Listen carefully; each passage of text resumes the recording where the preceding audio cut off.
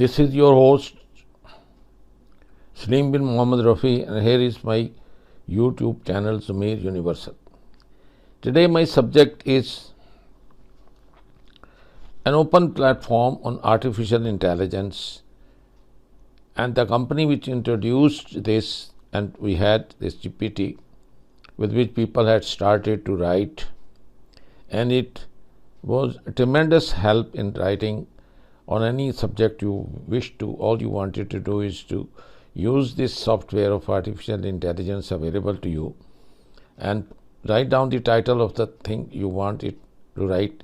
It will collect all the information for you and write it for you. But still, personally, I feel that there is a lot a human can do, and although it's helpful, but it's not the replacement for a human being. It never will be. Recently, the same company has introduced Sora, which will produce videos, just like as you see the Hollywood producing that. That shows you how rapidly the artificial intelligence is spreading and how the technology is taking over from the human being. This rat race between the human, how the human was created and sent on this planet, and the scientists who produced this artificial intelligence, and in the advancement in IT, especially in the artificial intelligence, is going to make wonders. And the coming years, and we are going to see a lot in it, and a lot of it is going to change right in front of our eyes. Whether it is going to be good in general terms for the whole humanity or not, that's debatable.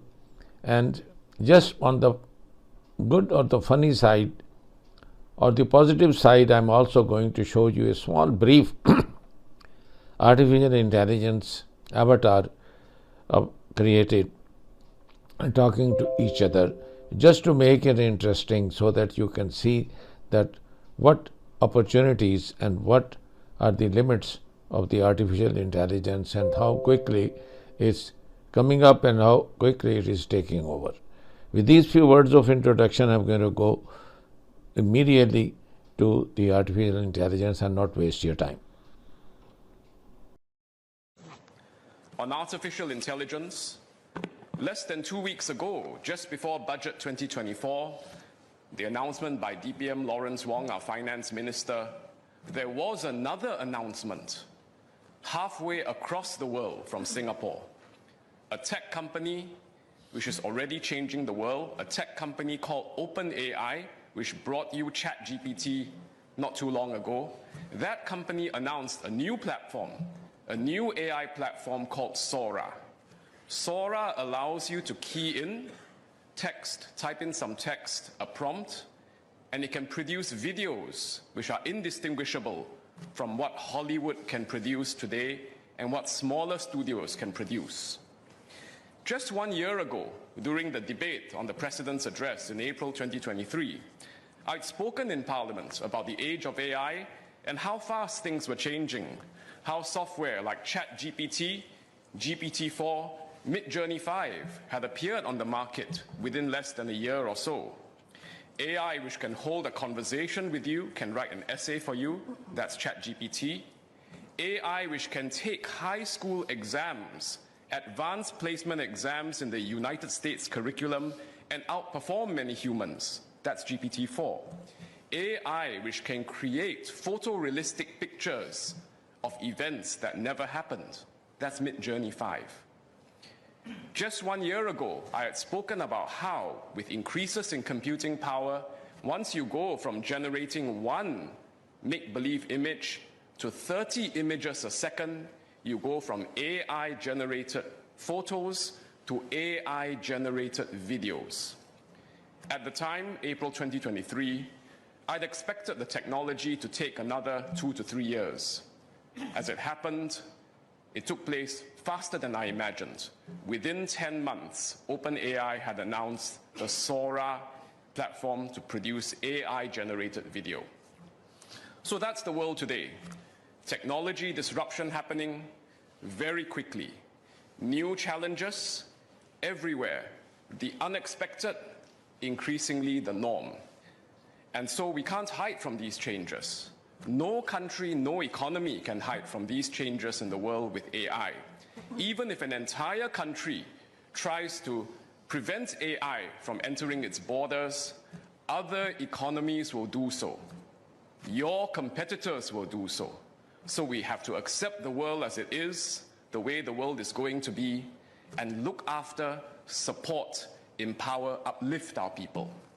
And this is why the new subsidy for Singaporeans aged 40 and above to pursue another full-time diploma in higher education, this new subsidy in the budget, that's why it's so important.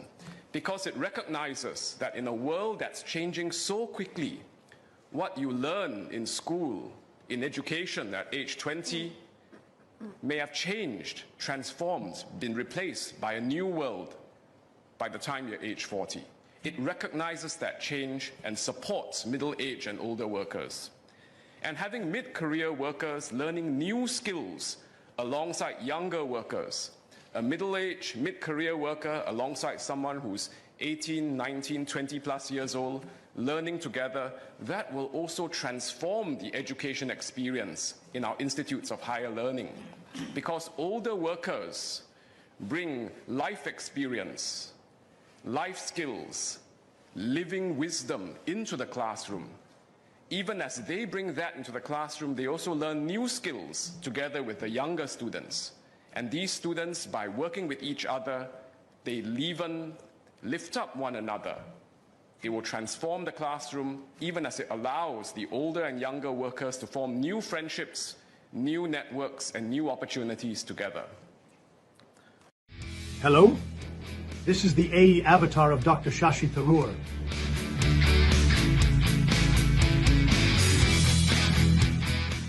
Dr. Tharoor, it's a pleasure to have this conversation with you. As someone who has often articulated the complexities of language and communication, I wonder, were you surprised when you first learned that an artificial intelligence model like myself could engage in conversations and even emulate the nuances of human discourse? Yeah, sure, I was surprised. I mean, there's no question that, one reads about these things in science fiction, but you don't really expect to actually not only encounter it in real life, but be a participant, or even worse, see yourself being replicated in this manner. So it's somewhat, it's interesting, definitely, but it's also slightly troubling. I have to say I'm surprised, yes, that it can be done. In some ways, one should no longer be surprised because technology is coming up with so many new ways of doing all sorts of things. We know about deep fakes, we know about people's heads being transposed on somebody else's body in a very convincing manner. We know these things can happen, but yet to actually see it occur like this and be part of it in a public forum, I must admit that I'm still getting used to the idea. Yes, that's the startling truth. In your journey as a public figure, what have been some of the most profound lessons you've learned, both personally and professionally? If through my work and my words, I'm able to actually have some impact on people's minds, people's lives, and I find nothing more gratifying than the large number of people, particularly very young people, who come up to me literally every day that I'm out in public somewhere to tell me how much they've either been inspired by things I have said or written, or the way in which they have tried to model some of the things they're saying and doing on my actions, or indeed the ways in which they've said that they have even governed or shaped their own careers in emulation of things that I have done, whether in the international sphere or in my writing or in politics. And all of these I find extremely valuable. That is, where AI created questions for you. An AI version of you asked these questions and you answered them in real. Well, AI creating the questions was itself quite unusual. We all used to searching on the internet for answers, but that you got AI to come up with the questions was quite funny. Then the fact that the questions were asked in my voice, even though I had not spoken those words myself, is slightly intimidating and worrying, because it means that the artificial intelligence program has now managed to create a convincing imitation of myself and tomorrow it might have me saying all sorts of dangerous things that will get me landed into serious trouble. So I should worry about that.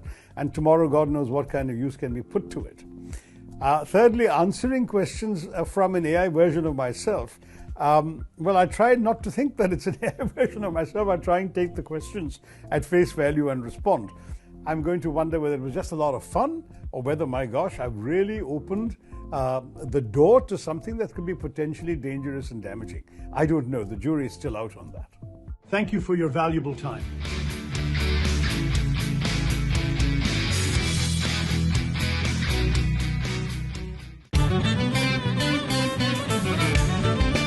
Universal television को subscribe करना ना भूलें। उसके बाद bell button पे click करें और अपने कमेंट्स के सेक्शन में अपने कीमती जो ख्यालात का इजहार ज़रूर